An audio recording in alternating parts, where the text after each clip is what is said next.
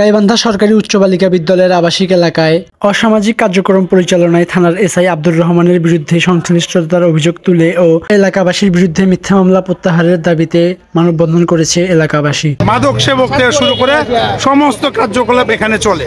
আমি নিজেও 2-3 দিন ওর বাসায় গিয়ে ঢুকছিলাম, ঢুকে এই ছেলেপেলেকে আমি নিজে বের করে দিছি এবং ওকে আমি নিজেও শাসাইছি। এই বিষয়টা এসপি স্যারকে জানাইছিলাম। আমাদের এখান থেকে এই মহল্লার মুরব্বীদেরকে নিয়ে কি এসপি স্যারকেও জানানো হয়েছে, কিন্তু আমরা প্রশাসনের পক্ষ থেকে কোনো রকম কোনো সন্তুষ্টজনক কোনো রকম কোনো কিছু পাই নাই। এখানে অনেক ভালো মানুষ থাকে, তার মাঝখানে একজন অসামাজিক মহিলা থাকে, তার নাম রশিদা। আমার পার্শ্ববর্তী এলাকার মানুষ, আমি চাই না সে এখানে থাকুক। সে এখানে থাকলে পরিবেশ নষ্ট হবে, এখানকার ছেলে মেয়েদের পরিবেশ নষ্ট হবে, সামাজিক অসামাজিক কার্যক্রম এখানে চলে। আমি নিজেও অনেক সময় দেখি, সবসময় তার কার্যকলাপ খারাপ খারাপ জিনিস কথাই, মানে সবসময় সে এখানে যেভাবে চলাফেরা করে এটা সবসময় ফ্যামিলিগত কিংবা মানে পাড়ার প্রত্যেকটা মানুষের জন্যই খারাপ।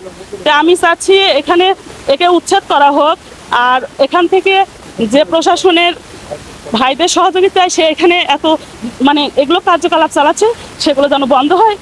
আপনারা দীর্ঘদিন যাবত জানেন আমাদের এই যে মধ্যপাড়া সেখানে কিছু অসামাজিক কার্যকলাপ চলছে দীর্ঘদিন যাবত।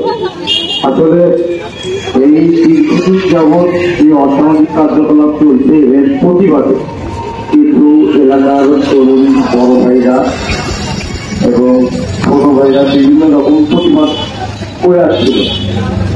তারা দীর্ঘদিন যাবত প্রতিবাদ করে আসার প্রতিফলনে তাদেরকে বিভিন্নভাবে হয়রানি করা হয়েছে এবং থানার এলাকায় আব্দুর রহমানের সহযোগিতায় তারা বিভিন্নভাবে হয়রানিমূলক কার্যকলাপ করে আসছে এবং আমার জানা মতে একজনকে নাকি অ্যারেস্টও করা হয়েছে। আসলে এটা দুঃখজনক ঘটনা।